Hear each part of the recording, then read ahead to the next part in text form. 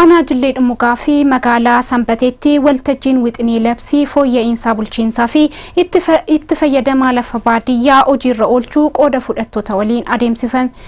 Odeeffannoo waajjirri dhimmoota kominikeeshinii aanichaan ergee Muntahaa Rashid akka itti aanutti qindeessiteetti.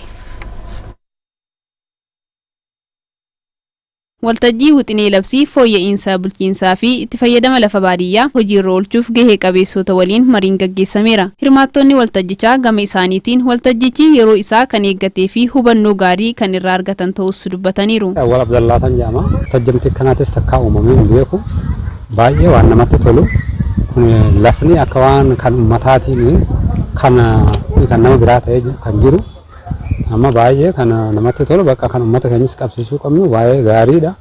Kan baranne boonee barsiifne ummata keenya waan qabsiifnu akka karaa mucaatanirraa karaa dogongora irratti deemne karaa nagaratti deemanii zigijjuu taanee harmaa qabannee galuu barbaanna. Maqaan kiyya Muhammad Umar Muhammadan jedhama. Yaanni har'a san kun kan lafa bu'ee hojiirra oolu ta'e waan baay'ee haa ta'u malee wanni har'a dubbatamee dachii lafa saamamtees koreen mootummaan itti dhaabbatee lafti saamamuu qabdu. Biyyoon ishiin dur namni meeshaadhaan hoggonee buluun jiru amma hundinuu mootummaadhaan harka mootummaatiin jiraatutti jira. Mootummaan waan dabe sarreessee uummata tokkummaan ijata kan akka laaluu barbaanna.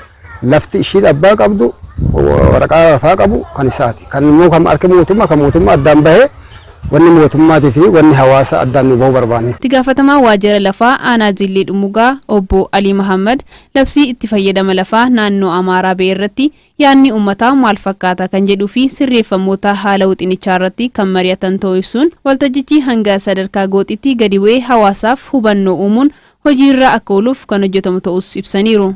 Labsii kanaan dura kuusa 252 bara 2009 bahe irratti banaalee gama labsiitiin jiran fooyyessuudhaaf yaadame labsii bahe.